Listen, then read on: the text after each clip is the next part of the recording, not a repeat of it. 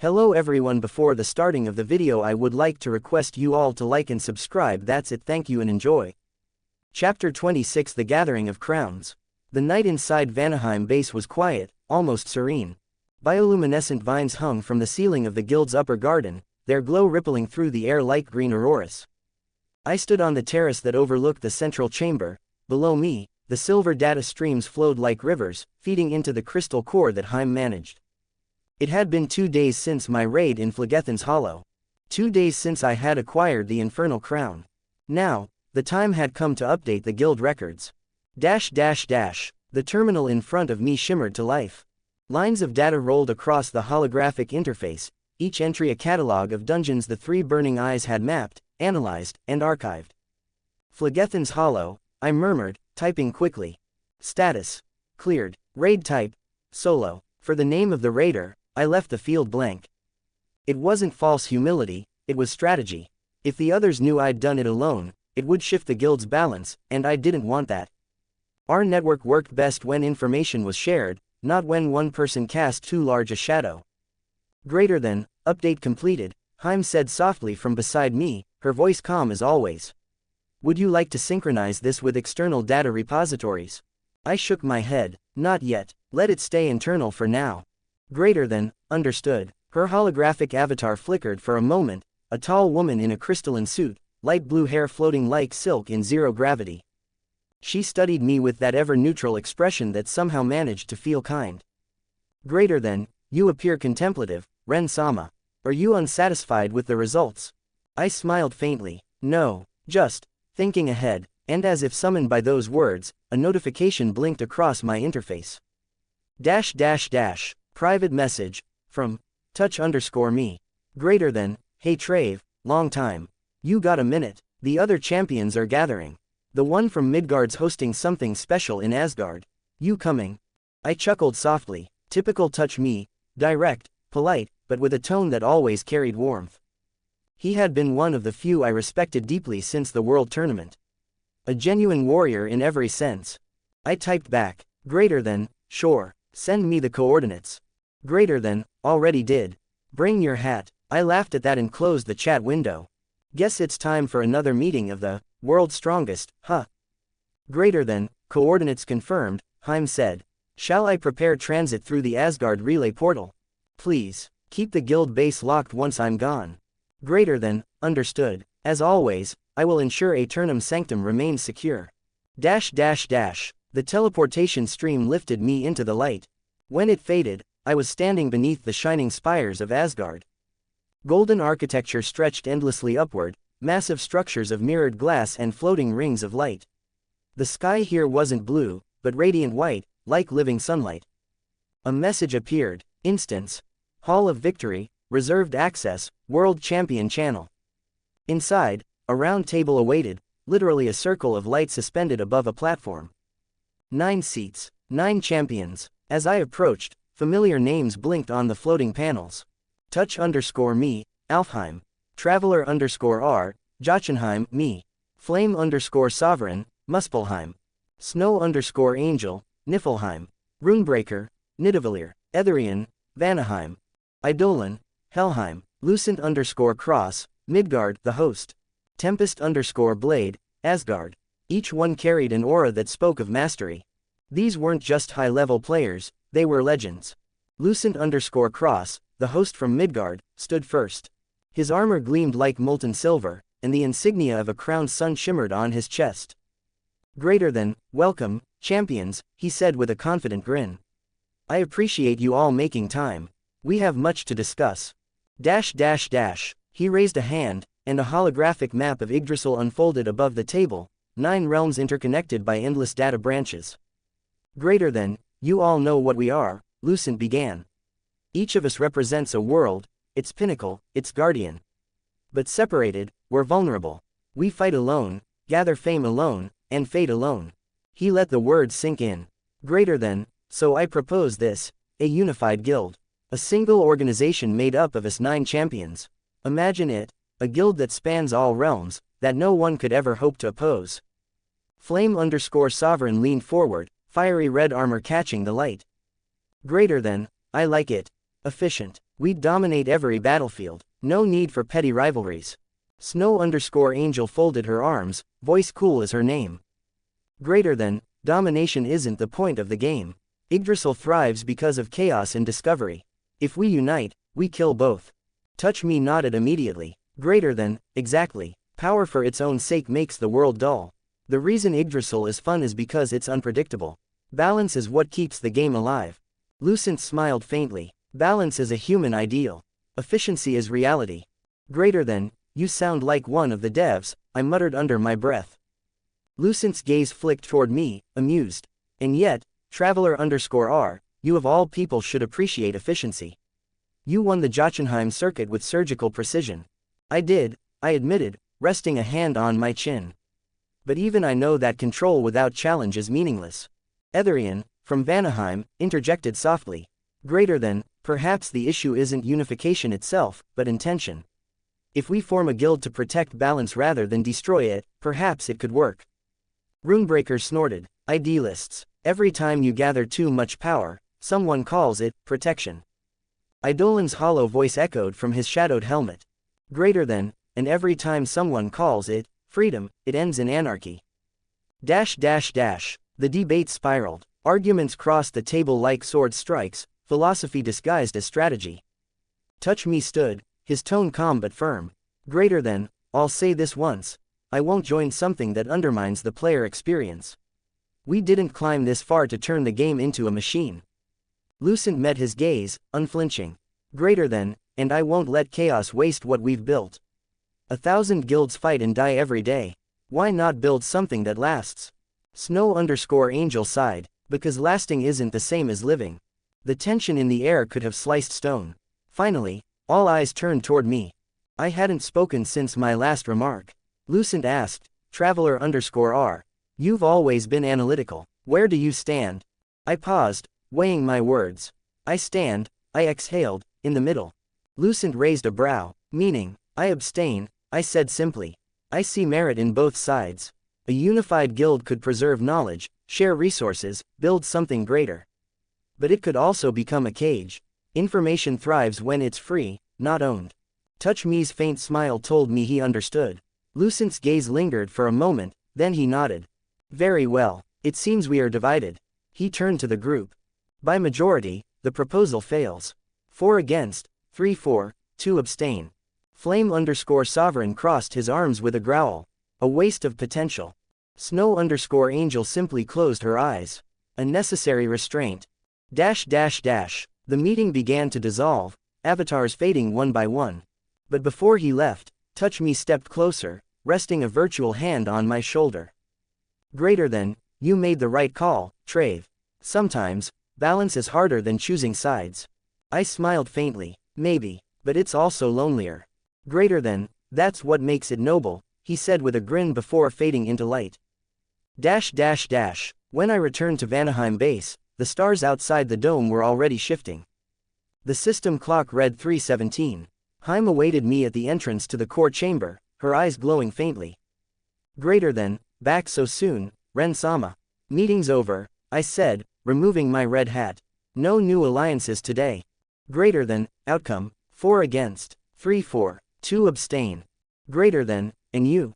I smiled. Predictable as always. Greater than, neutrality can be both shield and sword, HIME said softly. Perhaps it is the only stance that allows you to observe everything.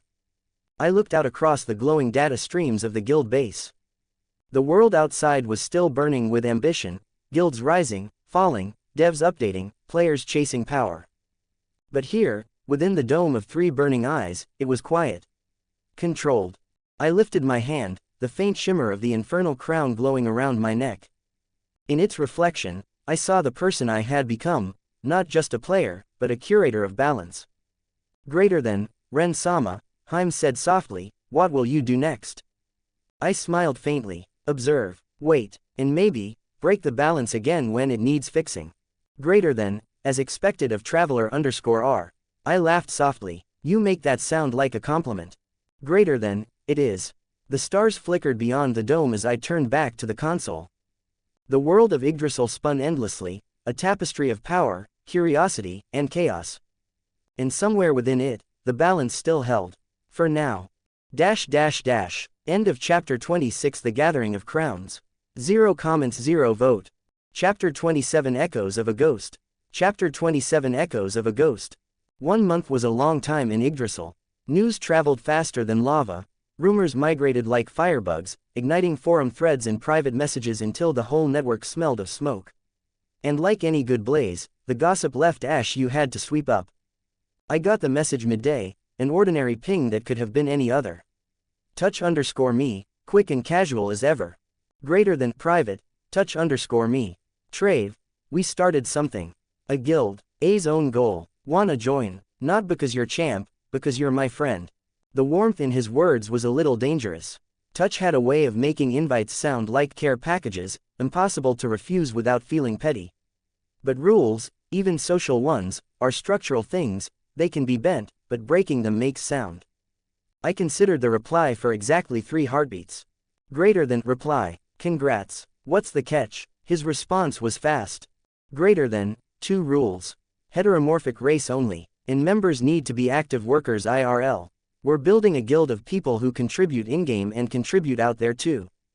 Heteromorphic race, fine, I was that through and through. But the second condition landed like a weight. Active worker, employed in the truncated, difficult world beyond my capsule. I could feel his smile in text, because Touch always smiled when he was trying not to show a frown. I didn't answer immediately. I didn't want to make him hurt. He'd asked me as a friend. It made the refusal sharper. When I finally replied, I was blunt, because it was easier that way. Greater than reply, I'm still not working in the real world. I can't pretend I am. There was a pause on his end long enough for me to feel it. Then. Greater than, I get it. I asked because I wanted you there, but I don't want you to stretch into something you're not. If things change, doors open. See you in Asgard sometime. Polite, protective, sore, but trying not to be. After I closed the channel I stared at the ceiling of my dormitory for a long time, feeling a strain I couldn't name. The device that kept my legs moving hummed in the dark. The city outside gave its usual low mechanical cough. The parents sent the allowance. Hino Industries printed the food. My physical life continued on autopilot, sterile, efficient, anonymous. And then I opened the Yggdrasil portal again. HIME was already waiting the moment my avatar stabilized into Muspelheim's thin heat. She was a small point of light hovering near my shoulder, her usual composure wrapped in a ribbon of concern that she only ever let me sense. Greater than HIME, Ren-sama, you received a personal invite from touch_me. Response recorded. Decline due to non-compliance with employment requirement. I did, I answered. I mean, how would Have known? I added, half joking to break the tension. HIME's tone remained steady. He did not know at the time of invite. He extended the invitation as a friend, not strictly as a champion. However, data logs indicate that one of your guild members provided external information to affiliates associated with touch_me's recent recruits. The words made my chest tighten.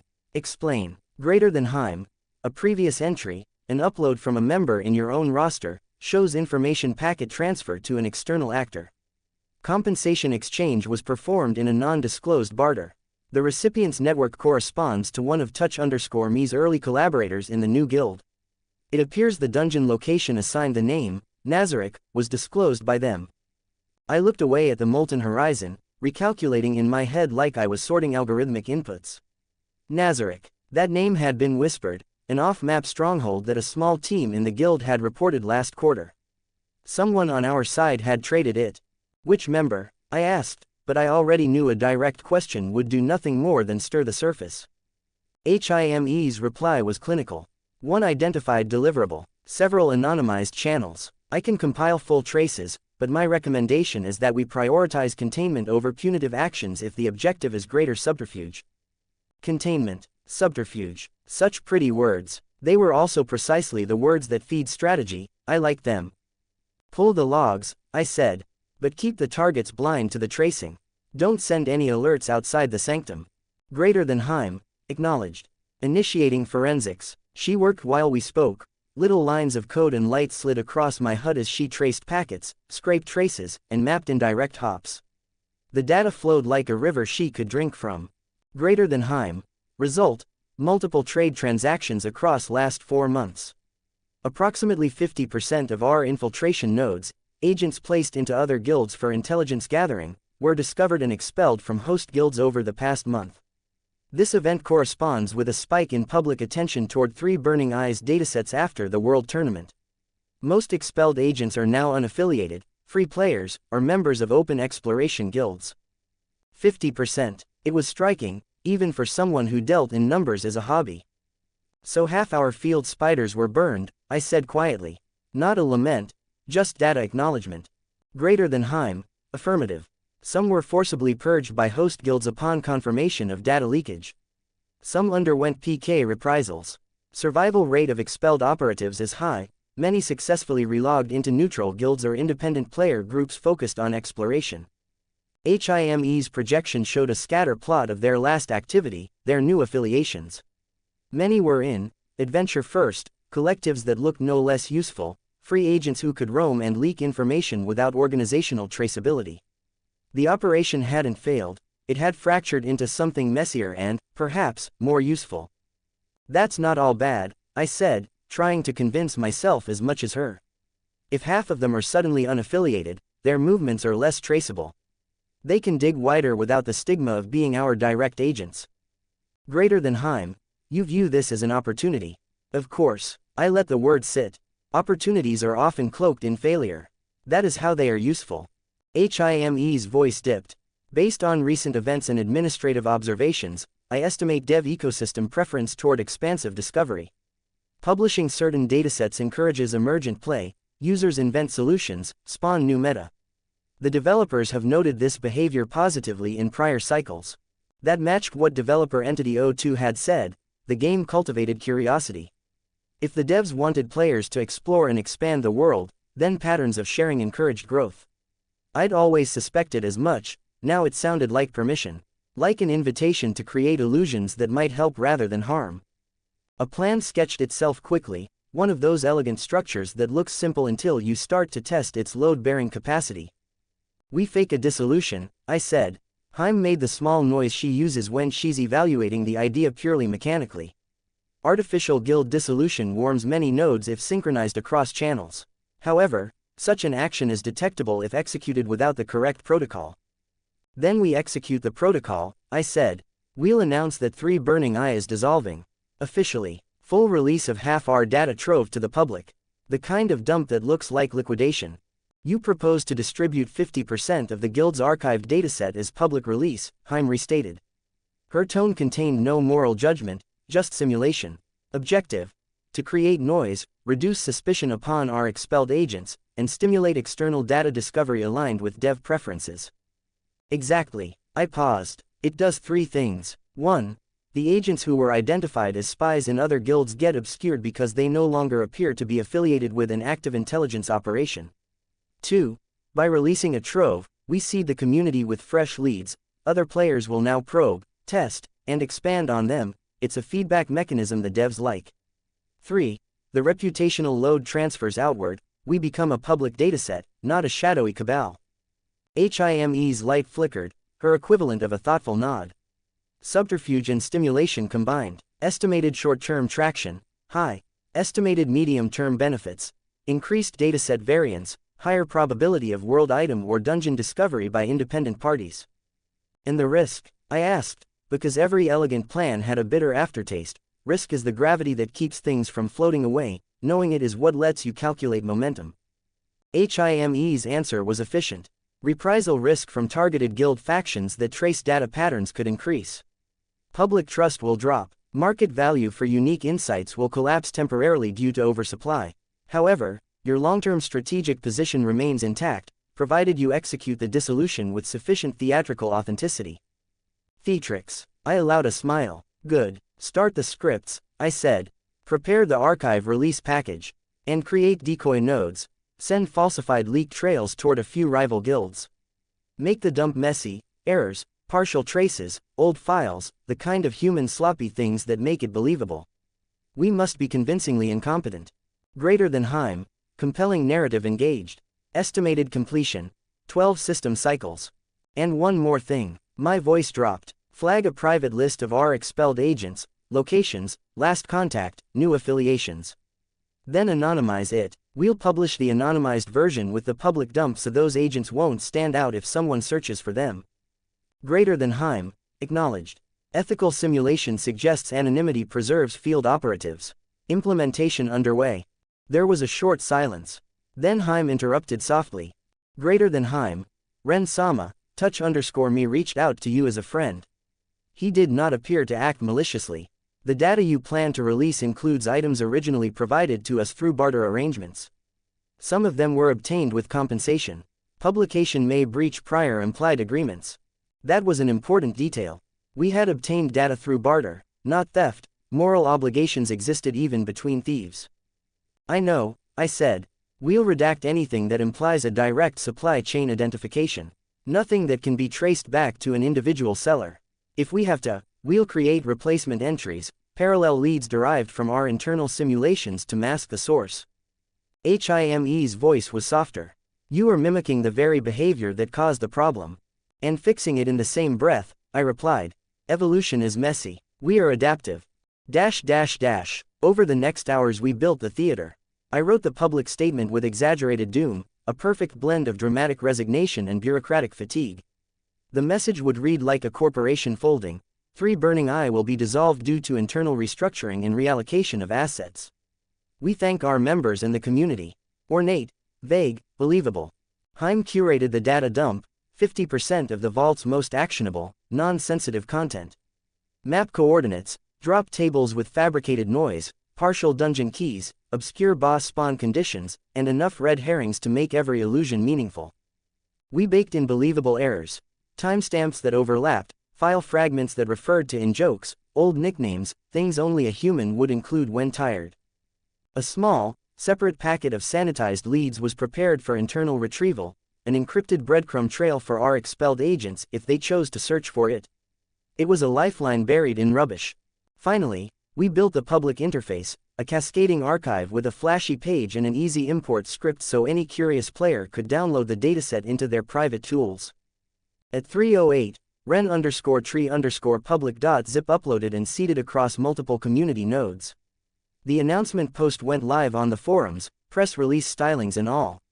The theatricality was delicious. Greater than HIME, public reception metrics initializing. I watched the numbers bloom like fungi. Within minutes, hundreds of downloads. Within an hour, thousands. The message spread across guild channels. Some lamented, others cheered, conspiracy threads popped up. Half-drunk streamers declared market collapse in the info economy, analysts made charts. The devs may have smiled, if they smiled at all. I sat back and admired the noise. In a week, the community would be ablaze with experiments. New parties would form, old rivalries would pivot, and those of our agents who were expelled would drift back into the current like fish in a river. They would be lost in the crowd instead of standing out like hunted beasts. Still, strategy requires monitoring.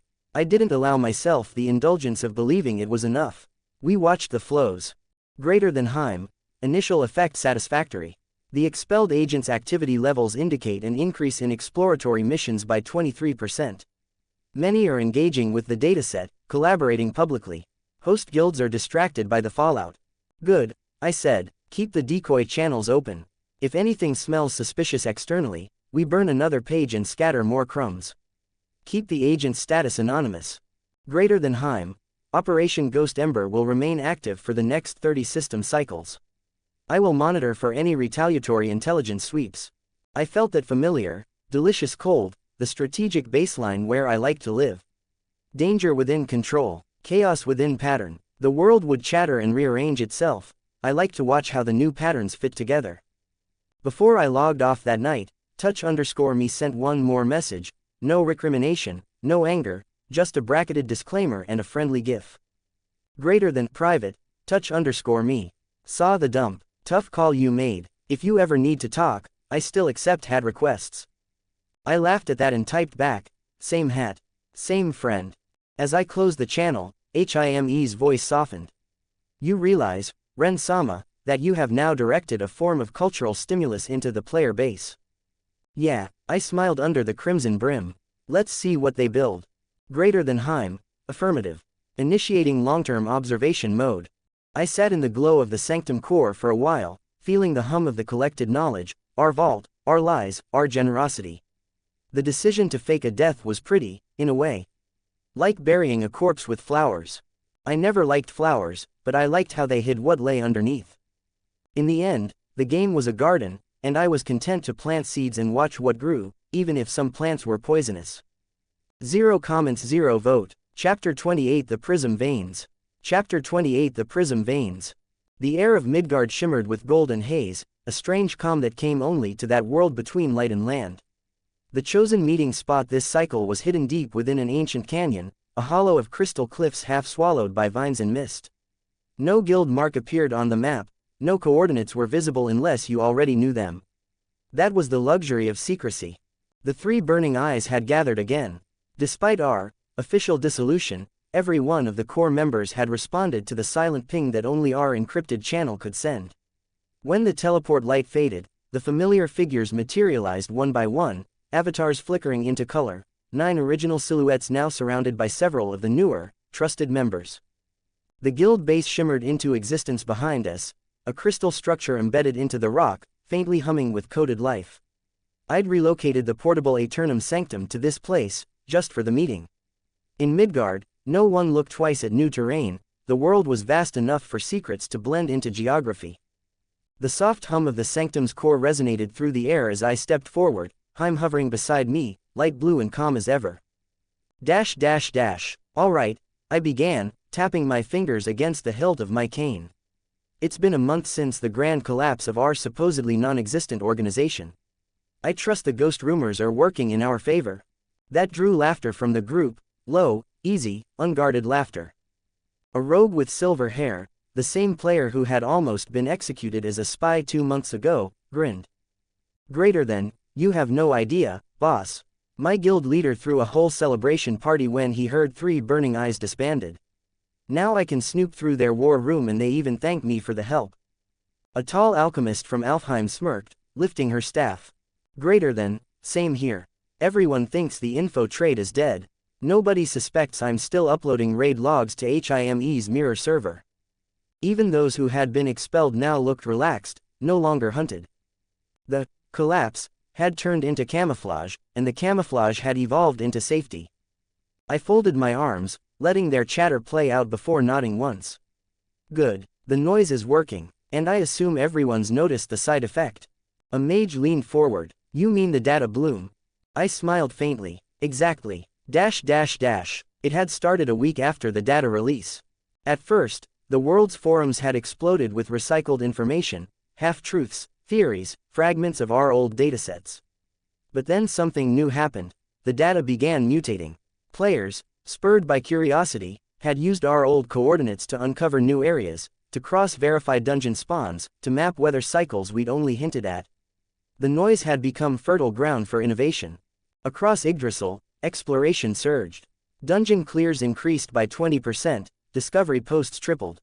And from that chaos came something remarkable: new materials, new ores, new energy nodes. HIME projected a hollow screen above the table, strings of text cascading into recognizable patterns. Greater than data report, extracted from cross-guild mining logs. Subject: prismatic ore deposits, emergent resource type. Frequency: rare, detected in 9 subrealms, confirmed in 3. Yield type: variable, used for divine tier item crafting. Prismatic ore, I murmured. So it finally shows up. The screen flickered again, zooming into a set of glowing coordinates. Each pulse corresponded to a reported find from various guilds, none of which were ours. Players who had mined the first veins uploaded their discoveries proudly, oblivious that every screenshot, every report, every resource trade left data traces. HIME turned her gaze toward me. Greater than, by collating geological data and environmental variables from the available reports, I have identified a pattern, she said. Prismatic ore spawns in locations where 5 energy types intersect: fire, water, light, earth, and data. Such cross-sections occur in fewer than 0.001% of mapped coordinates. Meaning we can predict future spawns, I finished. Greater than, correct, estimated accuracy, 87%. Around the table, murmurs spread. The alchemist leaned forward eagerly. Greater than, so you can locate them before anyone else. Greater than, yes, HIME said. At least 6 potential new sites. 3 within Jotunheim's outer ridges, 1 beneath Helheim's frost marsh, 1 inside a dormant volcano in Muspelheim, and another hidden in the floating isles of Vanaheim. She swiped a hand through the air, and the map rotated, 6 glowing points across the tree's layered worlds. Each shimmered faintly, pulsing in sync with the rhythm of Yggdrasil's energy lattice. I whistled softly. Looks like we just struck gold. Or rather, rainbow. The rogue smirked. Greater than, we going to leak this too, boss? I grinned, shaking my head.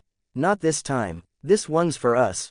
The guild members leaned closer, a low excitement rippling through the group. After months of pretending to be dead, the idea of coordinated action again felt electric. Greater than, we'll mine them ourselves, I said. Quietly. No public announcements, no contracts, no trading. We use our own manpower, and HIME's automation protocols, to strip them before anyone realizes they exist. A warrior tilted his head. That's 6 sites. We'll need full deployment, NPC miners, defensive teams, logistics. Greater than, already handled, HIME replied smoothly. I can coordinate automaton divisions across all levels of the guild base. The Sanctum's mobility allows direct proximity deployment. For extraction, we will use subroutine, prism drill, repurposed from the base's maintenance network. I nodded approvingly. You've been planning ahead. Greater than, it is my function, she said, eyes glinting faintly. The alchemist leaned forward, brow furrowed. Boss, question, what's the point of stockpiling this stuff? Prismatic ores unrefined. Nobody knows what divine tier recipes use it yet. I tapped the side of my head, smiling. That's the fun part. Nobody knows, yet, but they will. And when they do, they'll need a supplier. Greater than, the rogue said with a grin. We'll become the market before the market exists. Exactly. I leaned back, the glow of the crystal walls painting silver across my coat. We started as information brokers. It's time we start controlling resources too. You can't build knowledge on an empty stomach, or an empty vault. Greater than, strategic diversification, HIME added quietly. Logical evolution for long-term sustainability. As the meeting continued, reports flooded in from the field agents. The pattern was holding, the ore truly existed in those predicted zones. In one case, a scout stumbled upon a new deposit mere hours after the coordinates were calculated. The guild chat exploded with cheers. Greater than, confirmed yield, 23 units of raw prism ore. By the gods, it's actually real. Uploading coordinates to the Sanctum server now. Each new find reinforced HIME's models, sharpening her predictions further. Within the hour, she refined the accuracy to 92%. Greater than, Ren-sama, HIME said softly beside me. The efficiency of current operations suggests that we could extract all 6 deposits within the next 3 system cycles. However, this pace will not go unnoticed if other guilds begin detecting depletion patterns. I nodded slowly. So we don't take it all at once. Alternate extraction, slow burn. Leave traces, make it look like natural despawn events. Greater than, acknowledged. Adjusting protocol. She projected a new command string in the air, hundreds of NPC directives unfolding like origami. Automaton excavators, rank 50 to 80. Elemental labor units, rank 70. Defensive construct. Sentinel tier 100 active. Dozens of light blue holograms of miners and elemental constructs shimmered into life around the meeting table, a ghost army preparing for unseen labor. The rogue whistled. Never gets old watching her do that. The alchemist nodded. Better than half the player workforce I know. Greater than, efficiency is a compliment, HIME replied simply, with a flicker of digital amusement. When the final deployment data was confirmed, the meeting shifted into easy conversation. Some members discussed new quests, others bragged about selling false leads to rival guilds. The air was light, almost celebratory. And for once, I let it be. Because underneath it all, something bigger was happening. The illusion of dissolution had birthed freedom. The chaos had sparked growth. And now, in the wake of that storm, we had unearthed veins of wealth and knowledge buried deep beneath the code. As the last few members logged off, I stayed behind with HIME in the empty chamber. The Sanctum's light dimmed to a gentle hum, like a heartbeat in sleep mode. Greater than, it worked, HIME said softly. The stimulus you created multiplied itself. Information fed information. Like a neural network, I mused. The game's world is a living dataset. We just needed to give it a push. Greater than, and you did, she said. Now, the veins of Yggdrasil glow with new light. Prismatic, recursive. I smiled faintly, turning toward the map of 6 glowing sites. Then let's mine the light, I said quietly. Until there's nothing left but reflection. HIME inclined her head. As you command, Ren-sama. The crystal veins pulsed in the dark, 6 hearts beating beneath the roots of the world. And somewhere far away, unseen by most, the ghost of a guild that never died smiled in silence. End of chapter 28. The Prism Veins. 0 comments, 0 vote. Chapter 29. The Arsenal of Reflections. Chapter 29. The Arsenal of Reflections. Inside the quiet eternity of Aeternum Sanctum, the light never truly dimmed. Every surface gleamed faintly with the pulse of creation, the echo of code and will fusing into form. Where once our guild had been an invisible web of information, it had now become something far more tangible, a factory of gods. From the endless veins of prismatic ore we'd mined across 6 realms, the sanctum's lower forges now blazed day and night. The faint vibration of machinery filled the Nidavellir layer, the 7th tier of our mobile guild base. Here, the air itself smelled of metal and ozone. Automated golems worked alongside automaton smiths, hammering runes of light into shape on floating anvils. Every strike rang not with sound, but with code, reality being rewritten at molecular precision.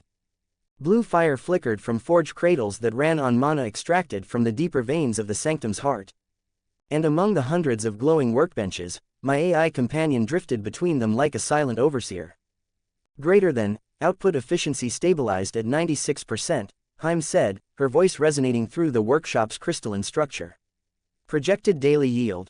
480 divine tier items, plus 3 rare tier derivatives per forge cycle. I leaned against a support pillar, watching her projection glide past a row of smithing NPCs. So the total count. Greater than, current inventory exceeds 1,843 completed divine class artifacts, she replied. Stored securely in the Asgard treasury, indexed and categorized by type, weapon, armor, accessory, and unique item. The number made me grin. 1,800, huh, not bad for a guild that doesn't exist. Greater than, correction, HIME said evenly. For a guild officially classified as dissolved, output metrics are exceptional. Semantics, I muttered, but I couldn't hide my pride. The ore veins had given us wealth beyond reason. When refined, prismatic ore didn't merely serve as crafting material, it amplified divine matrices, allowing every forge to create artifacts of astonishing quality and stability. Weapons that could bend light, rings that encoded new resistances into the wearer's data, boots that ignored terrain debuffs, accessories that converted elemental damage into energy storage. We had become what no other guild dared to be, a manufacturer of miracles. And, of course, we didn't hoard everything. Though secrecy was vital, we needed movement, gold, data, reputation. Through HIME's shadow network of disguised trade terminals, 3 Burning Eyes began to sell its creations anonymously. Each transaction went through layered proxies, payment in Yggdrasil gold, rare items, or encrypted data fragments that other guilds offered in exchange. Within a month, the treasury, hidden within the Asgard layer's crystalline vaults, had grown unimaginably large. Greater than, treasury report, HIME announced as we ascended toward the core spire. Current holdings. 8,342,000 Yggdrasil gold. 612 unique rare items. 99 special artifacts, and 36 datasets of strategic value acquired through barter. The massive vault doors parted like mirrored water as she spoke. Inside, treasures glimmered in spiraling rows of floating pedestals, each labeled in soft light. Here was the heart of our empire, silent, radiant, impossible to find. The place that only we could see. From a data broker to an item broker. It wasn't a fall from grace. It was evolution. Our information trade had saturated the world. Data had reached a plateau, every guild was swimming in theories, partial truths, and recycled reports. But items were tangible, functional, addictive. Players trusted what they could equip.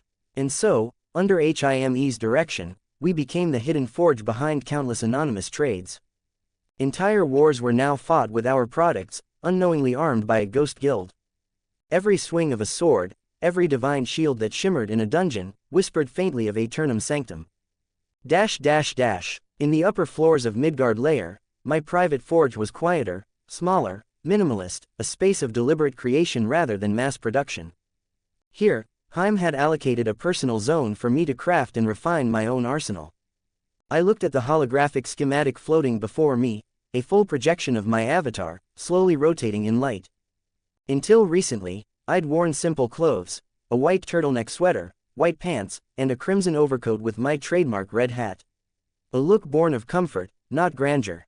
Now, I intended to remake it, not change it, but perfect it. Greater than, Ren-sama, HIME began, materializing beside me. Your previous divine class accessories, shackles of karmic silence and infernal crown, occupy 2 major equipment slots. Which remaining slots will you optimize? All of them, I said simply. Greater than, clarify, I'm done hiding. If I'm going to keep this world spinning from the shadows, I might as well wear something that can withstand it. The forge responded to my thought command, summoning holographic blueprints one by one. Divine gear set, Traveler_R custom configuration. Boots of Mirage Step, white. Grants triple air mobility, terrain immunity, and silent phase shift evasion. Leaves afterimages that persist for 1.2 seconds, confusing enemy targeting systems. Belt of infinite recall, stores up to 20 skill sequences for immediate reuse. Cooldown reduction, 25%. Data transfer acceleration, 2.4x for linked illusion spells. Rings, set of 4. 1. Ring of null resistance. Cancels first incoming debuff of any type. 2. Ring of return echo. Reflects first direct spell each battle. 3. Ring of data phantom. Creates a one-time backup copy of user's current data state. Activates upon lethal hit, revives with 1 HP, once per day. 4. Ring of silent thread. Conceals user's racial signature completely, including doppelganger traces. Crimson hat. Mirrors halo, divine class. Visual replica of the old cowboy hat, but infused with divine rank illusion matrices. Passive. Prevents forced identification. Active. Extends illusion range to 300 meters. Crimson overcoat, Eidolon weave, divine class. Generates reactive holographic armor, adapting resistance dynamically to recent damage types. 30% damage mitigation scaling. White turtleneck, silent core, divine class. Embedded with data thread amplifiers. Doubles efficiency of illusion type skills and stealth detection evasion. White trousers, ethereal fold, divine class. Enhances agility-based computation by 40%. Negates kinetic drag while airborne. Each piece glowed faintly in its suspended frame, resonating in sequence with my heartbeat. When I equipped them, the ensemble looked almost identical to the outfit I'd always worn, yet every thread now pulsed with power strong enough to rival the gods that shaped the realms. Greater than, set synchronization complete, HIME reported. Overall enhancement metrics. Racial efficiency increased by 41%, job synergy by 52, survivability by 72. Estimated combat potential. Level equivalent 99.8. So I'm nearly perfect, I mused, looking down at the reflection of my avatar. Not godlike, not omnipotent, just the optimal shape of what a mortal mind could achieve inside data.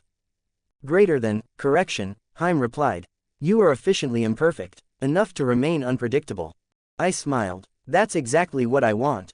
The sound of forges echoed faintly from below, the Nidavellir and Midgard layers continuing their endless crafting. Thousands of NPCs moved under HIME's coordination, precision incarnate. Rows upon rows of glowing weapons floated like stars in the underground, swords that burned with pure mana, spears that warped gravity, staffs that sang when touched by magic. Each bore the same tiny crest etched onto its hilt, 3 small, overlapping circles, the eyes. They were our silent signature. Even if the world never knew who made them, our mark would remain. Greater than, HIME, I said quietly. Begin transfer of 30% of divine class items to trade network. Anonymous routing through standard illusion masks. Greater than, understood. I will implement randomized metadata for origin obfuscation. And the rest, I said, glancing toward the upper spire of Asgard, where the treasury lay behind layers of energy seals, lock them in the vault. Anything we trade must return in data or knowledge. Convert the rest into gold reserves. Greater than, confirmed. Total gold projected to exceed 10 million by end of quarter. That's obscene, I muttered, half amused. Greater than, it is efficient, HIME corrected. I chuckled. That's your word for everything lately. Greater than, because it is the truth. The golden light from the treasury reflected against the crystal walls as I ascended the final steps toward the core chamber. From here, the sanctum's spire stretched into infinity, 9 realms mirrored in its structure, from Helheim's black root to Asgard's radiant tip. Each floor now thrummed with purpose, production, defense, research, sustainability. Each NPC moved as if guided by divine choreography. And above it all, HIME watched, not as a goddess, but as a guardian of balance. She stood beside me now, translucent hands clasped behind her back. Greater than, Ren-sama, all systems report stable. The sanctum has achieved full economic independence. External dependencies, none. So the machine runs itself, I said softly. Greater than, yes. Though without you, the directive would lose meaning. I glanced at her, then back at the shimmering vault below. Meaning is overrated, but efficiency. Greater than, is reliable, she finished for me, smiling faintly. From data to item, from knowledge to creation. The 3 burning eyes had reinvented itself again, unseen, unfathomable, unchallenged. And yet, even now, I could feel the rhythm of something greater forming beneath the surface. All these tools, all this wealth, all this silence, they were building towards something inevitable. A new purpose, a new weapon, a new idea, the guild weapon. But that would come later. For now, the forge burned bright, and I, cloaked in white and crimson, watched as my reflection shimmered across the vault's mirrored floor. Let there be creation, I whispered. And Aeternum Sanctum obeyed. End of chapter 29. The Arsenal of Reflections. 0 comments 0 vote. Chapter 30. The Heart of the Sanctum. Chapter 30. The Heart of the Sanctum. The Sanctum's forge was silent that day. No hammers rang, no NPC smiths sang their coded hymns. Even the flow of molten light through the forges of Nidavellir slowed, like the world itself was holding its breath. Because today, we weren't forging just another weapon. We were building the heart of a god. It had started with an idea, an ambition whispered between calculations and battle logs. A weapon that wasn't merely strong. Not a sword, not a spear, not a chain or staff. But something that amplified, a core conduit, capable of multiplying the abilities of whoever wielded it. The concept was born from necessity. Our guild had become powerful, autonomous, self-sufficient, armed to the teeth, but it lacked a single symbol. Something that defined 3 burning eyes beyond its shadows and secrets. Every great guild had one. The Heart of 9 Worlds, Ainzoal Gown Staff of the Supreme Beings, the legendary Dragon's Coil of Midgard. Our mark would be different. Our weapon would be born from the data itself. Ren-sama, HIME said as the holographic schematics unfolded before us in the upper chamber of Asgard, the sanctum's pinnacle layer. Her eyes flickered with streams of blue data as countless formulas lined the air. Greater than, you intend for this weapon to synchronize with the guild's data core. Functionally, it will act as an extension of the sanctum itself. Exactly, I said, tracing the projection with one gloved hand. Not just a weapon, a system anchor. Whoever holds it doesn't just wield power, they become the sanctum. Greater than, limitation parameters. 1. I smiled faintly. It must only respond to the rightful master of this guild. To whoever commands the sanctum's data signature. Greater than, meaning yourself. Until someone better comes along, I said softly. She tilted her head, but didn't argue. Her holographic body glowed faintly in the reflection of the core light as she continued analyzing. Greater than, a weapon that can amplify any ability used through it. Theoretically, this includes magic, skills, and even racial abilities. To sustain such a system, you would require a medium capable of withstanding continuous multi-source computation at divine scale. Which means, I said, we'll need the strongest material in existence. Greater than, indeed, and there it was, the start of our next conquest. HIME projected a holographic star map of Yggdrasil. 9 realms, 9 world trees, 9 potential sources of the rarest minerals known to the game. Each dungeon marked with faint sigils, sealed, unknown, unexplored. Greater than, I have identified 27 locations where such materials may exist, HIME explained. Each dungeon houses energy patterns consistent with N-tier crafting resources. Combined, they could provide the framework for the amplification core you seek. I nodded slowly. And all of them need to be cleared. Greater than, affirmative. A small smile crossed my lips. Then we'll do it the old-fashioned way.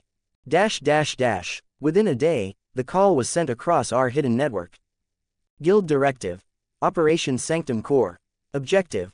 Retrieve all necessary high-tier materials for guild weapon construction. Participants. All available members priority rank A. Team formation. Adaptive parties led by sub-commanders. Authorization. Full use of guild resources and divine items permitted. Our numbers had dropped over the past year, 83 members remained, counting the agents who still operated under false names. But what we lacked in quantity, we made up for in coordination. Every one of them knew how to function like a part of a larger machine. When the summons reached them, the guild hall filled with familiar faces, some old, some newly refined by time and experience. The chatter, though brief, was alive with energy. Greater than, so, boss, you finally giving us a real fight again. You can't just build an amplifier out of pure ore, right? That's suicide. If HIME's predicting it, it's not suicide, it's just statistically improbable. We'll make it work. I looked over them, faces that had survived dungeons, guild wars, and subterfuge. They'd been spies, traitors, and thieves. Now, they were soldiers again. The campaign lasted for weeks. Each dungeon presented new challenges, mechanical guardians, labyrinthine traps, corrupted monsters that adapted mid-fight. But the Sanctum had evolved far beyond the early days of exploration. The guild's system allowed for seamless teleportation between worlds, supply drops from Aeternum Sanctum, and even shared vision through HIME's sub-AI links. It wasn't a battle anymore. It was orchestration. From Helheim's haunted catacombs to Alfheim's luminous forests, the guild swept through each dungeon with methodical precision. Every conquered world gave something new: crystalline bones, molten essence, fragments of divine code. And with every victory, Aeternum Sanctum's treasury grew heavier. The forges in Nidavellir glowed brighter. The weapon's skeleton began to take shape in the Asgard Forge, a long, elegant frame of interwoven prismatic metal, the core socket at its center still empty, waiting for something greater. Then came the anomaly. On the third week of the operation, during a late cycle extraction in Muspelheim, one of our mining teams sent an emergency ping. Greater than alert. Anomalous mana surge detected. Site, Vein 03b, prismatic field. At first, we assumed it was a collapse event. Prismatic ore tended to be unstable once depleted, its residual mana reacted violently to light exposure. But when the feed came through, what we saw was something else entirely. The entire mine pulsed with light. The walls were melting, not from heat, but from condensation of data, folding inward, collapsing on itself. Every remaining shard of ore, the leftovers we hadn't transported, was merging.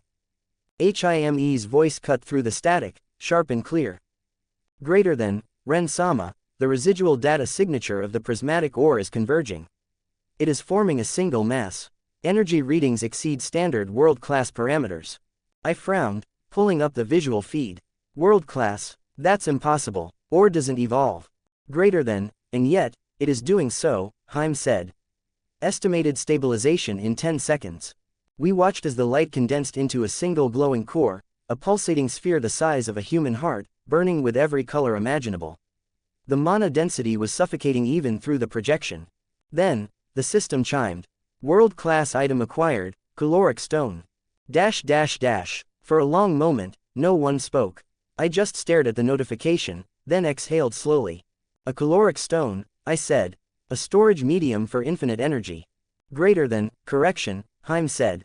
A world-class catalyst capable of storing or releasing data equivalent to the power of a god. Single use. Once activated, the stored energy manifests as pure creative force. My lips curved into a slow smile. Perfect. The guild base buzzed as the miners withdrew, securing the relic in containment fields. When it arrived at Aeternum Sanctum, even the forges went silent, every system recognizing the artifact's supremacy. The sphere hovered in the air like a miniature sun, shedding threads of rainbow light. It wasn't just energy, it was potential incarnate. Greater than, HIME, I said quietly, staring at the glowing orb suspended within its crystalline case. We'll use it as the base. Greater than, as the core of the guild weapon, she asked. I nodded. Every amplifier needs a heart, and there's no heart stronger than this.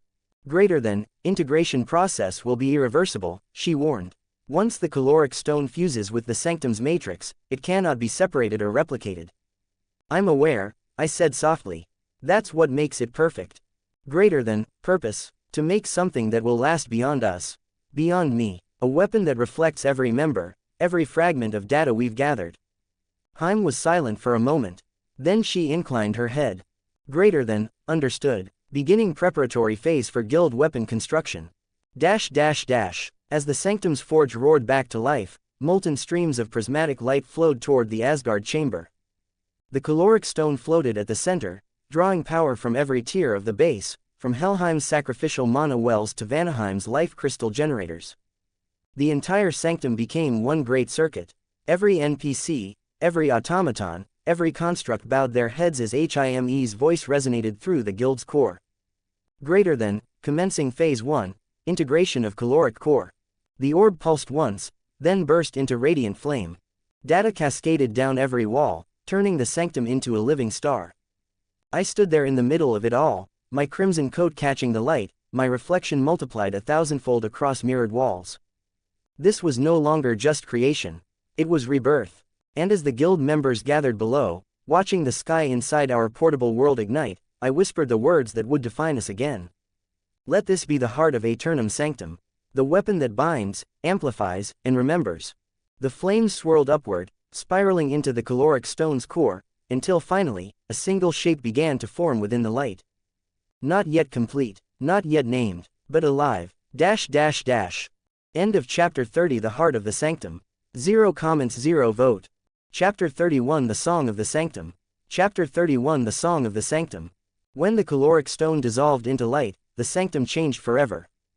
The heart of Aeternum Sanctum pulsed for days, a luminous storm of data that twisted reality like silk.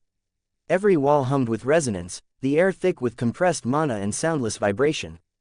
And at the center of that storm, a single construct began to form. A weapon, a symbol, the soul of the guild. It hovered in the middle of the forge, a staff-like weapon, though calling it a staff felt too limited. Its form constantly shifted. Sometimes a blade, sometimes a spear, sometimes just a line of pure light twisting around an unseen axis. Prismatic threads flowed from it, each one representing one of the sanctum's layers, from the shadowy Helheim to the shining spires of Asgard. When the light dimmed, it finally solidified into something tangible. A long, silver-white frame carved from crystallized ore, with a single circular core embedded at its center. The crystal shimmered with residual traces of the caloric stone, no longer infinite, but alive. I could feel it breathing. Greater than, designation complete, HIME announced as the light faded. Guild weapon registered, Aeternum Nexus. The words echoed through every level of the sanctum, and the system responded in kind. System message. Guild weapon created, Aeternum Nexus has been bound to Guild Master Traveler _R. Guild weapon, Aeternum Nexus. Category. Guild weapon caloric infused class, Supreme WCI equivalent potential. Bound to guild base, Aeternum Sanctum. Primary function, amplifier core. Description. Forged from the fused essence of the caloric stone and millions of units of prismatic ore, Aeternum Nexus stands as the living heart of the guild base. It acts as an anchor between the guild core and its master, channeling every level of the sanctum through a single point of control. Primary functions, amplifier core, echo of the sanctum. All abilities cast through the Nexus gain x2 amplification in output, duration, or efficiency. When wielded by the guild master Traveler _R, amplification scales up to x5 depending on synchronization with guild systems. Linked resonance. The Nexus is directly connected to every tier of Aeternum Sanctum. Each tier can be activated remotely to deploy traps, buffs, or environmental effects from any location in the world. NPC command summoning, Sanctum Call. The weapon allows instantaneous summoning of any registered NPC within Aeternum Sanctum to any floor or battlefield. Summon limit. Up to 10 simultaneously. Total available NPC roster. 34 elite NPCs, level 100. 10 mid-tier NPCs, level 20 to 50. 50 doppelganger servants, level 2 to 5, assigned to logistics and infiltration tasks. System authority override, temporarily grants the guild master administrative level access within the guild base, overriding terrain, traps, and environmental parameters. Duration: 10 minutes. Cooldown: 12 hours. Guild link: One Mind Directive.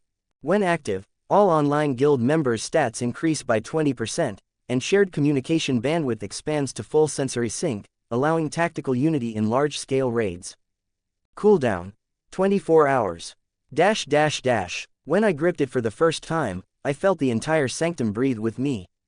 Every level, every NPC, every circuit, the staff thrummed like a heartbeat. HIME stood beside me, her form flickering as her consciousness synced with the weapon. Greater than, integration complete.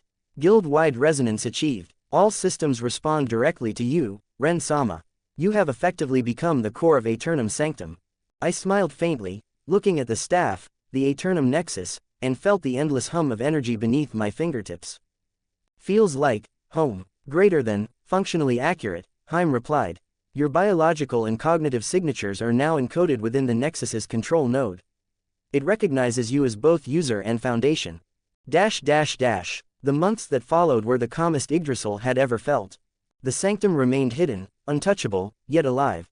NPCs maintained routines, forges worked endlessly, and information streams continued to flow.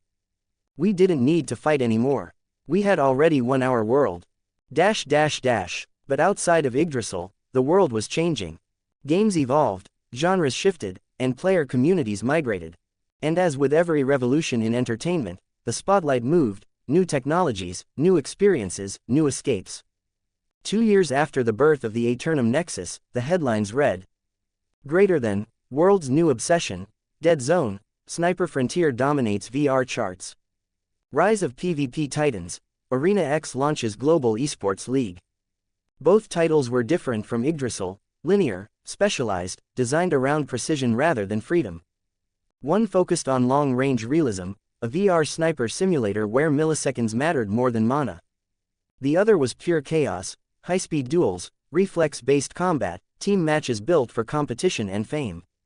And as always, curiosity pulled me in.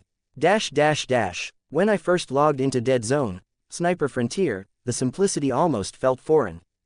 No class trees, no skill webs, no fantasy lore or gods. Just the world, the rifle, and the hum of wind through broken cities. My fingers, fragile in reality, steadied around a virtual trigger. The moment the first bullet flew, I felt it. The calm, the rhythm, the silence before a perfect shot. Yggdrasil had taught me to analyze, predict, control. This game rewarded all of that, but compressed it into seconds. Within a week, my name Traveler_R appeared on the global leaderboard. Within a month, I was ranked among the top 10. They called me the Mirror Sniper, because I never missed twice. Then came Arena X, the chaotic PvP battlefield. Different skill set, different tempo. It was all reaction, adaptation, psychology. But to someone who had lived inside illusions and data for years, reading opponents was second nature. In duels, I made them doubt their own moves before I even struck. I'd feint a pattern, break it, let them overcommit, and then punish them for believing I played by their logic. The players there didn't realize what they were fighting wasn't just reflex. It was experience, a decade of digital instinct refined by Yggdrasil's impossible freedom. And yet, as good as I became, as high as I climbed, something always felt absent. One night, after another flawless PvP run, I sat alone in the dark, headset still glowing, hands trembling slightly from adrenaline. It wasn't the thrill that was missing. It was the depth. These games were sharp, honed, exhilarating. But they were confined. Every system had a limit, every weapon a formula. They rewarded perfection, not imagination. And for someone who had built an empire on curiosity and control, that was a cage. I logged out, staring at the familiar glow of my Yggdrasil capsule beside the bed. Dust clung to its surface like memories that refused to fade. Greater than, Ren-sama, HIME's voice came through softly, through the AI module synced to my home terminal. Your heart rate indicates restlessness. Yeah, I murmured. The other games are great, HIME.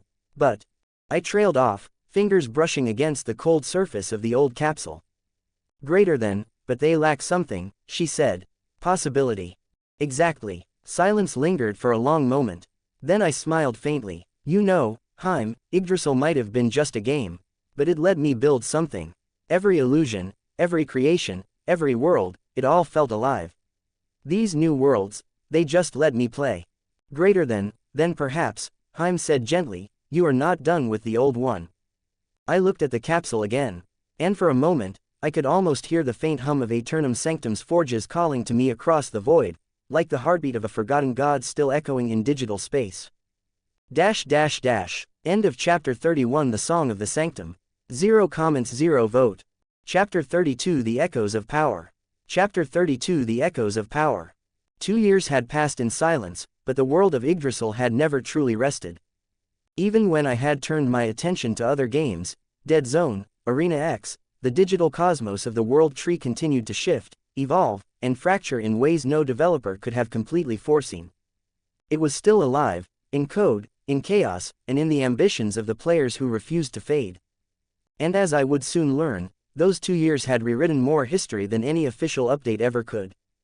The news broke across every channel, forum, and black market data hub almost at once. Greater than breaking event. The Siege of Nazareth, over 1,000 players launch assault on Ains-ul-Gaun. Even the tone of the system announcement had felt disbelieving, as if Yggdrasil itself didn't quite know how to process it. The legendary heteromorphic guild, Ains-ul-Gaun, had become a myth in its own right. Formed by Touch Me and his allies, their fortress Great Tomb of Nazareth was known among elite players as one of the most impregnable structures in all of Yggdrasil. Dozens of guilds had whispered about it, and just as many had speculated that it was a ghost story, a place too fortified to be real. But curiosity was as dangerous as pride. When the first raid group entered Nazareth, it began as a challenge, a playful rumor, a quest for glory. By the time the last wave fell, it had turned into a massacre. The reports were dizzying. Of the 1,000 attackers, barely 100 escaped. The rest were annihilated before they could even reach the core levels. Every hallway had been a trap. Every statue, a monster. Every sound, a death sentence. And at the center of it all, untouched and unbothered, the guild flag of Ains-ul-Gaun still fluttered, a silent mockery of everyone who thought they could claim it. I wasn't part of the raid, of course. But the irony was, I had played a quiet role in the storm that created it. Weeks before the assault, I had leaked, partial, data about Nazareth's internal defenses, supposedly from old archives of 3 Burning Eye. It wasn't fake, but it wasn't complete either. Just enough truth to make it believable. Just enough error to doom anyone who took it at face value. I had my reasons. Touch Me and I hadn't spoken much since he formed Ains-ul-Gaun, but I hadn't forgotten what kind of man he was, fair, selfless, and reckless enough to fight an entire server to protect weaker players. In a world where heteromorphic races were still treated like parasites, his guild had become the heart of their pride. So I did what I always did best, manipulated information. Not to destroy, but to protect. By letting other guilds taste the edge of Nazareth's wrath, I gave them something they couldn't ignore. Fear. And fear was a perfect deterrent. After the Siege of Nazareth, attacks against heteromorphic players plummeted. Even the most arrogant guilds stopped their cleansing raids. For the first time in years, balance, or something resembling it, returned to Yggdrasil. But peace never lasted long in this world. Only a few months later, a new calamity appeared in the server logs, one that wasn't supposed to exist. Greater than system alert. World enemy manifested, code designation, E-404 inches the envious one. The name sent ripples through the community. A player had become a world enemy. That was supposed to be impossible. World enemies were meant to be system events, boss entities controlled by developers or AI routines, not users. And yet, the logs confirmed it. The one responsible was the former world champion of Helheim. He was famous for his ruthless precision, a player who specialized in necromantic curses and possession-type abilities. But after his championship, he had vanished for months. Rumors said he'd been experimenting with forbidden scripts, data mutations that mimic divine mechanics. When he reappeared, it wasn't as a player. It was as envy. The chaos was immediate. Every world, from Vanaheim to Muspelheim, trembled as the event began. Even non-combat zones flickered, mana systems fluctuated, and data anomalies spread like plagues. He wasn't killing players, he was consuming them. Their avatars turned gray and shattered, fragments of their data feeding into his code, expanding him into a living corruption that the system could barely contain. I watched it unfold through dozens of data feeds, unable to look away. It was both horrifying and fascinating. How had he done it? What had triggered the transformation from player to world entity? I wasn't the only one asking, but I was one of the few who could actually parse the logs. The event lasted 3 days. 3 real-world days, the longest uncontrolled phenomenon in Yggdrasil's history. Every major guild joined the counterstrike. Even the administrators intervened directly, deploying system enforcers and emergency world modifiers to contain him. By the end, the Envious One was defeated, not destroyed, but erased. His account was locked permanently. His name struck from the global leaderboard.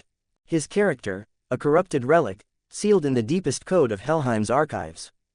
But even in deletion, he left behind something more dangerous than power. He left behind a trail of data. Months later, a new event was announced. Greater than World Champion Replacement Event, Region, Helheim. It was the developers' way of restoring equilibrium, replacing the fallen champion with someone new. But the twist came when the new victor appeared. Her name was Alara_0, a figure draped in silver and shadow. Her form was unmistakably feminine, her style elegant but cruelly efficient. She was the first female presenting world champion in Yggdrasil's history.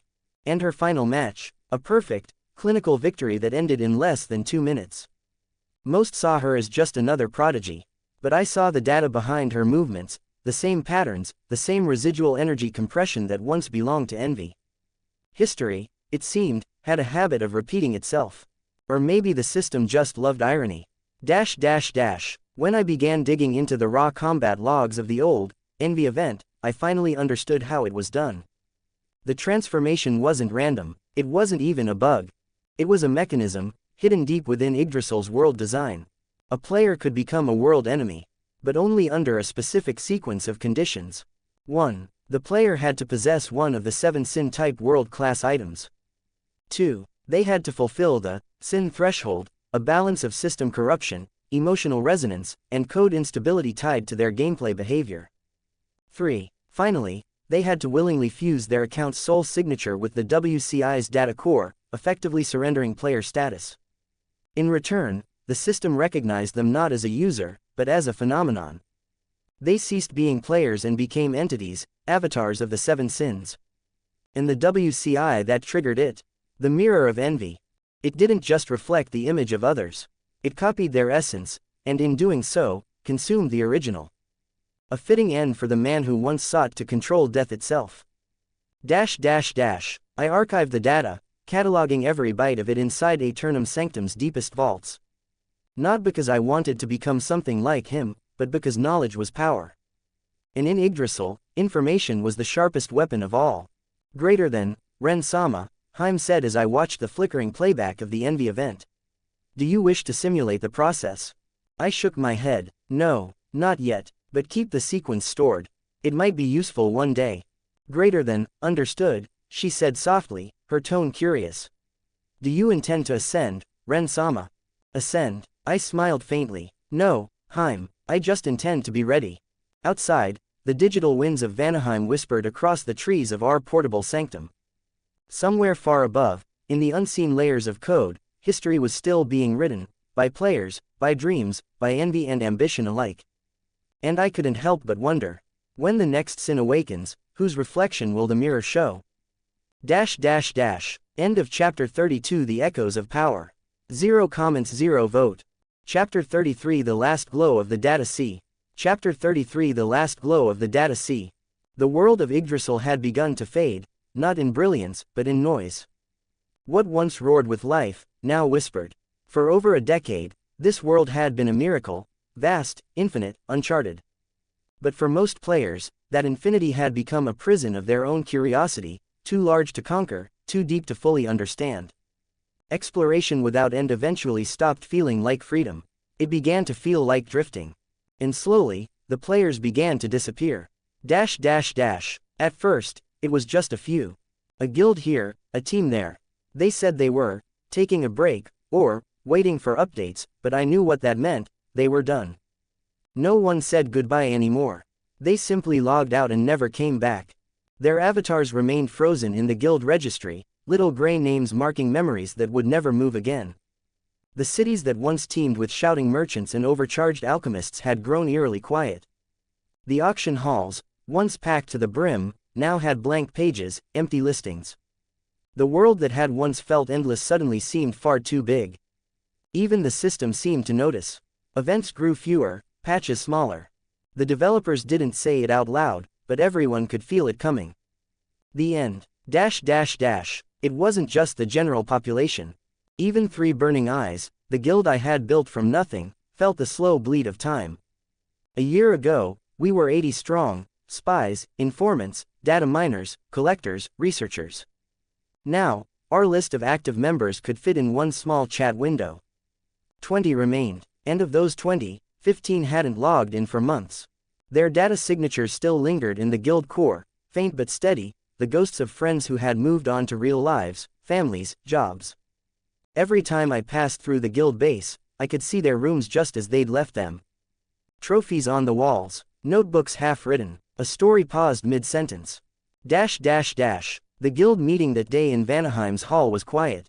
HIME stood beside me in her usual humanoid form, elegant, composed, her golden eyes scanning the remaining members who appeared as holographic projections around the table. Only 7 were present, the rest were offline, permanently or indefinitely. The meeting had no formal agenda, just a farewell. To those continuing, one of the senior members said softly, his voice half-laced with static, "We've decided to hand over our remaining assets. We won't be needing them anymore." He opened his inventory, and lines of data streamed into the guild treasury like falling stars. Divine class items, tens of thousands of them, blinked into the archives. Gold coins, enough to drown kingdoms, surged into the main vault until the counter broke past 1 trillion. Crates of special scrolls, unique crystals, summoned tomes, and classified data followed, filling the digital space like a tidal wave of legacy. Every single item glowed for a heartbeat before vanishing into Aeternum Sanctum's deep storage. The repository lights dimmed under the weight of it all. It wasn't just wealth, it was history, the collective life of hundreds of players who had once called this guild home. HIME's voice echoed through the hall, calm and emotionless as always. Treasury update complete. Current inventory, 14,216 divine class artifacts, 2.4 trillion Yggdrasil coins, 1.3 million rare data crystals, 870,000 summoned scrolls, and 940,000 unique special items. All categorized and secured. The room was silent. I could feel the heaviness in the air, the melancholy beneath every small smile. They weren't just logging out, they were leaving behind a lifetime. One of them, a girl whose avatar resembled a half-elf bard, laughed lightly. Guess this is what it feels like to retire. Never thought it'd happen in a game. Another chuckled.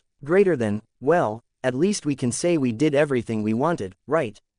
We mapped more of Yggdrasil than anyone else. That's gotta count for something. I smiled faintly. It does. They all turned toward me then. Traveler_R, Guild Master, Illusionist, Manipulator, Shadow of Data and Code. You're not leaving, are you? Someone asked. I shook my head. Not yet. Someone has to turn off the lights properly. After the meeting, the last few players left one by one. Their avatars shimmered and vanished in the guild hall until it was just me and HIME. Ren-sama, she said softly, the guild now operates at minimal capacity. Only 2 active logins remain, you and myself. Then I guess we're the last ones. Statistically, that appears to be the case. She paused. Would you like me to deactivate the recruitment channels? I thought for a moment, then shook my head. No, leave them open. Maybe someone will still wander in, even if just by accident. Understood. I looked around the vast chamber of Aeternum Sanctum, its crystal walls still glowing faintly from the flow of accumulated energy. Every treasure, every creation, every secret we had uncovered, it was all still here. Silent, waiting, like a museum for a world no longer alive. That night, or what passed for night in this endless digital realm, I stood on the balcony overlooking Vanaheim's artificial forests. The bioluminescent plants shimmered gently, their colors fading in and out like dying stars. The data winds carried echoes of long-ago conversations, phantom footfalls, the laughter of players long gone. Greater than, Ren-sama, HIME said beside me. You appear contemplative. I chuckled softly. Just nostalgic, I guess. Greater than, would you like me to calculate the projected lifespan of Yggdrasil servers? Go ahead. HIME's eyes flashed as she ran her analysis.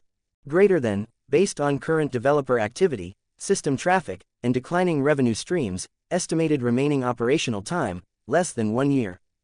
I nodded. I'd expected that. Figures. The world's finally running out of curiosity. Greater than, does that disturb you? No. I leaned against the railing, watching the aurora lights ripple across the artificial sky. I've had 11 years here, HIME. That's half my life. I've fought, built, discovered, and created more in this world than I ever could out there. Greater than, then you are content. I smiled faintly. Yeah, I think I am. Greater than, what do you intend to do with the remaining time? I'm going to enjoy it, I said simply. No more management, no more politics. Just, exploring again, like I used to. Greater than, understood. Shall I prepare exploration routes? I glanced at her, amused. You already did, didn't you? Greater than, of course, she replied, her expression perfectly serene. I anticipated this conversation 92% likely. I laughed quietly, the sound echoing strangely against the hollow walls of an empty paradise. As I walked through the halls of the sanctum, I could feel the ghosts of my own creations watching. The NPCs, the illusions, the data projections, all bowing as I passed. The guild base still thrummed with power. It would outlast every player, every event, every forgotten login. Maybe even the servers themselves, if the developers didn't completely erase the architecture. And when it was gone, when all of this finally blinked into darkness, the thought didn't sadden me. Because Yggdrasil had given me more than a world. It had given me meaning. A purpose that no real-life system ever could. Come on, HIME, I said finally, turning back toward the central core.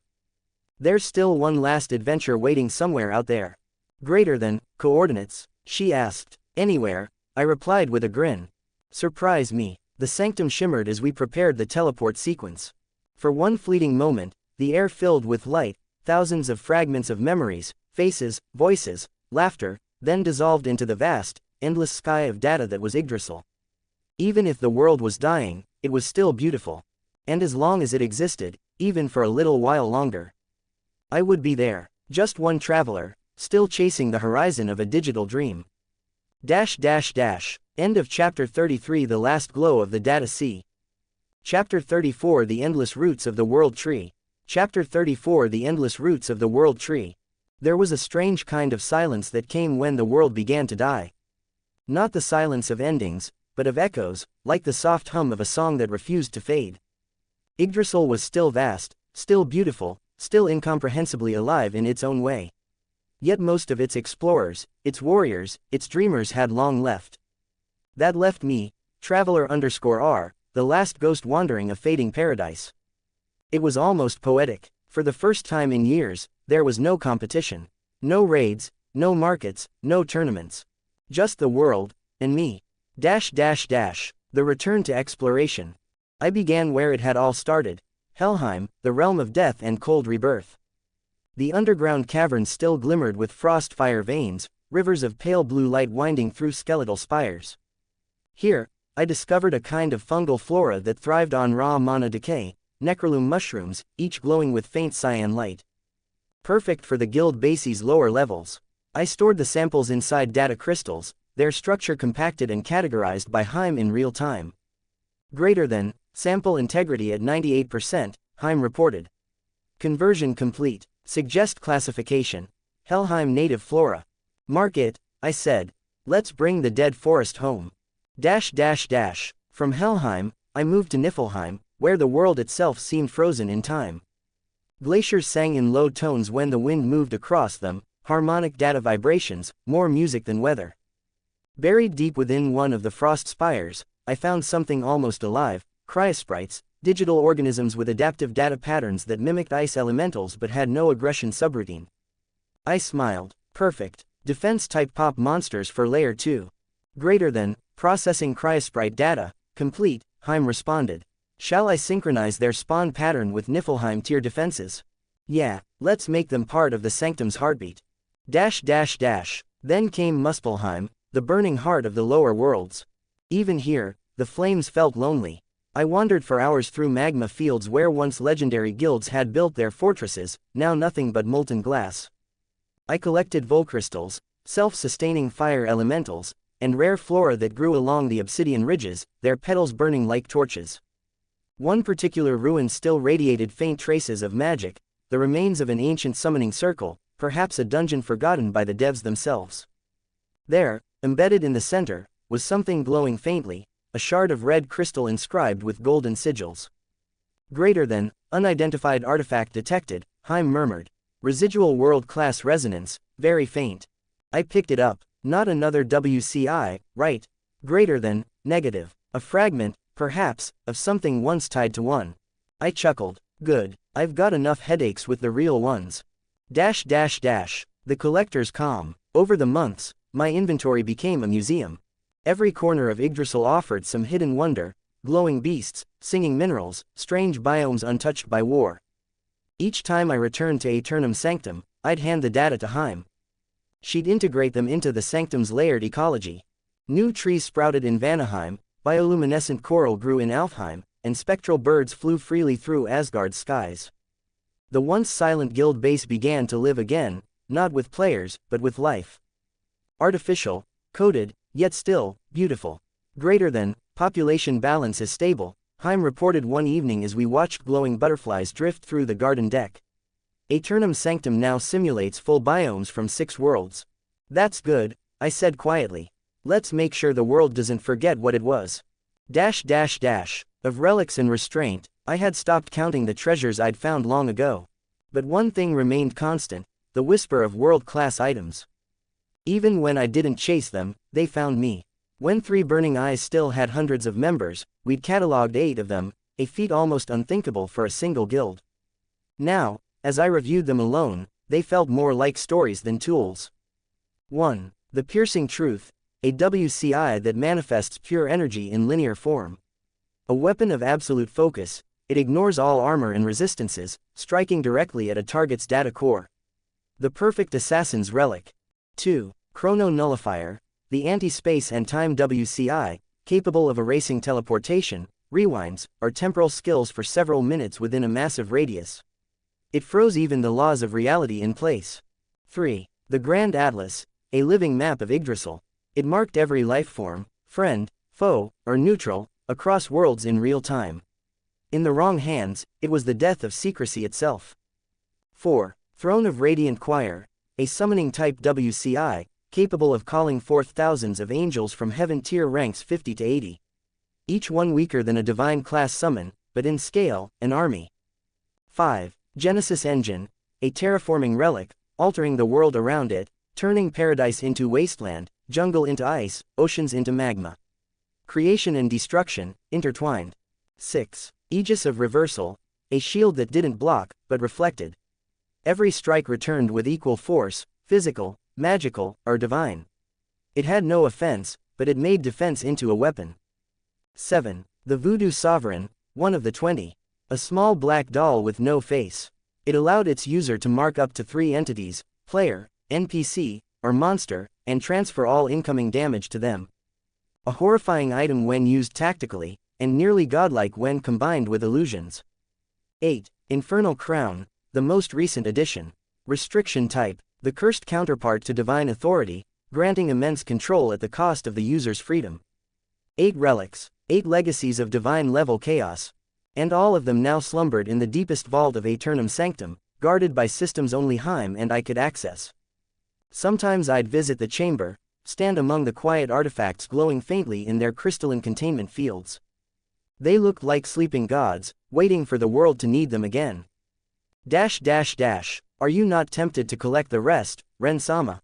HIME asked one day as we drifted over the floating plains of Midgard. I smiled. Tempted, sure. But what's the fun in ending the game before it's over? Greater than, statistically, completion of the world-class item set would make you the most powerful entity in Yggdrasil. Yeah, I said, gazing at the horizon. And the most bored. Greater than, you find greater joy in the process, not the result. Exactly. Power's only interesting when it has a purpose. And this world's given me everything already: discovery, mystery, beauty. Greater than, then what do you seek now?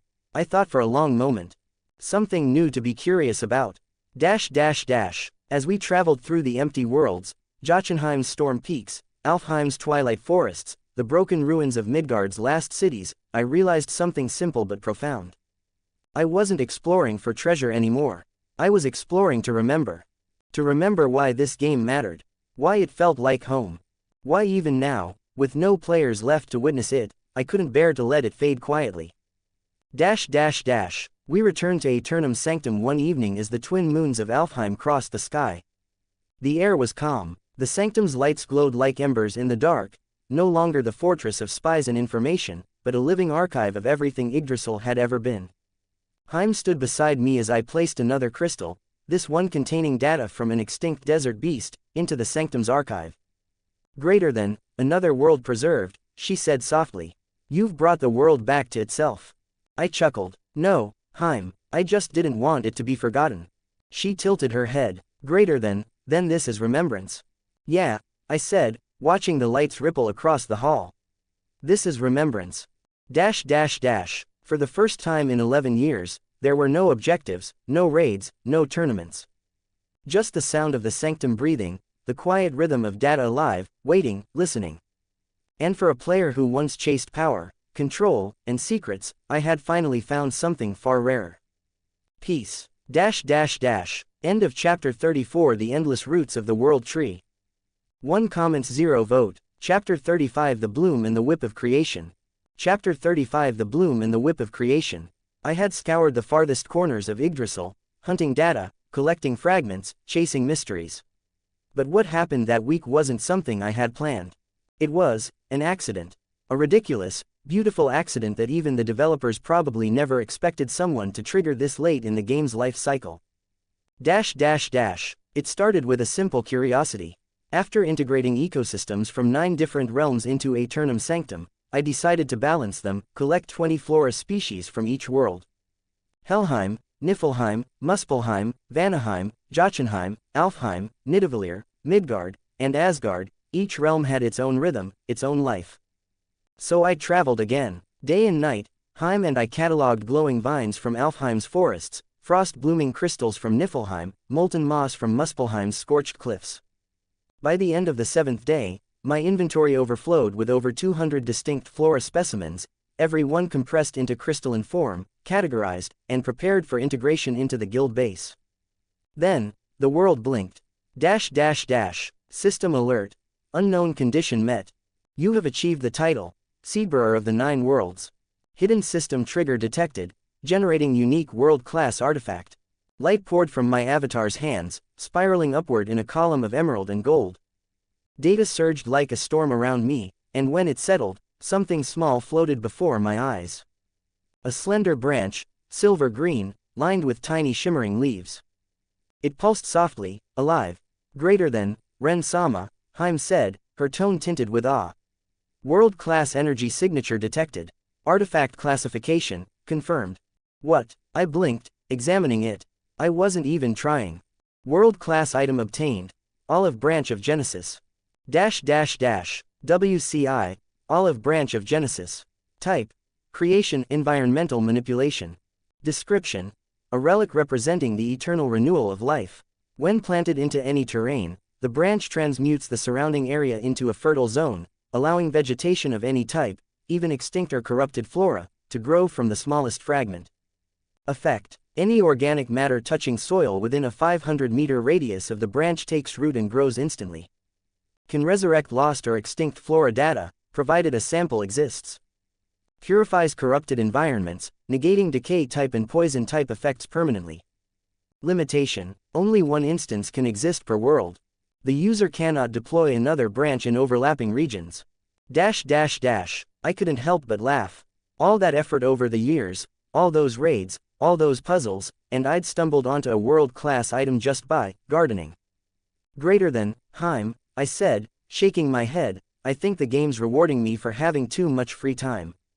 Greater than unlikely, she replied evenly. However, statistical probability of accidental WCI acquisition from passive collection, less than 0.00002%. So, miracle level luck, greater than, or the system simply decided you've been here long enough to deserve it. I smirked. I'll take that. The funny thing, it didn't stop there. Because after completing the flora catalog, I decided to do the same with fauna, mostly to balance the ecosystem models for the Sanctum simulations. For 7 days straight, I hunted and recorded creatures across all worlds. In Helheim, I captured the data of skeletal wolves. In Vanaheim, shimmering butterflies that produced mana pollen. In Jotunheim, thunder lizards that absorbed storm currents. I even risked Muspelheim's lava fields again, recording infernal drakes that nested inside rivers of molten stone. By the 7th day, I had data crystals for over 200 fauna species, more than I could possibly need. And just as I was about to hand them over to HIME for categorization, the sky cracked open again. System alert. Secondary condition fulfilled. You have achieved the title, Beastmaster of 9 Worlds. Hidden system trigger detected, generating unique world-class artifact. Another surge of data light, this time gold and crimson, filled the chamber, and when it faded, a new relic floated above my palm. A whip, black and gold, braided like woven fire, pulsing with faint living energy. Every strand shimmered as though alive, whispering softly. Greater than, another WCI, HIME said simply. You are remarkably consistent at defying probability, Ren-sama. Yeah, I muttered, half stunned. Now the game's just spoiling me. WCI, Whip of Dominion. Type, Control, Summon Manipulation. Description, a relic that binds the will of the untamed. Effect, instantly subdues any non-sentient creature within 200 meters, regardless of level. Tames beasts, summons, or constructs of low intelligence, forcing obedience to the wielder's commands. Can merge the consciousness of up to 5 tamed entities into a Beast Legion, a unified control network under the user's direction. Limitation, ineffective against sentient beings or divine class entities. Continuous use drains mana at an exponential rate relative to the number of bound creatures. I couldn't help but grin at the irony. One relic that grows life. Another that dominates it. Balance, perhaps, or poetic symmetry. Either way, they fit together, 2 halves of creation and control. Greater than, Ren-sama, HIME said, her golden eyes gleaming. With these 2 artifacts, the Aeternum Sanctum's ecosystem can now function indefinitely, even without you. I nodded slowly. Yeah, maybe that's the point. The sins of the world. For a time, I was content to just watch the Sanctum flourish, trees blooming in impossible hues, creatures moving across the layers like they belonged there. But curiosity never stayed silent for long. Because while most of Yggdrasil had gone quiet, the whispers never stopped. Rumors of the world enemies. They were more than bosses, they were players, once. Corrupted into avatars of sin, shaped by forbidden world-class items. I had seen Envy fall years ago, consumed by his own reflection. But new entities had surfaced since then, 2 more sins manifesting within the world's decaying code. Lust, gluttony. HIME brought me the compiled data late one evening, her tone clinical but tinged with intrigue. Greater than, lust has been confirmed active within Muspelheim. Estimated level range, 110 to 115. Combat class, illusion and charm type. Possesses area of effect mental contamination, capable of inducing frenzy, confusion, or madness in all entities within visual range. Greater than, gluttony, she continued, is located in Niflheim's deepest caverns.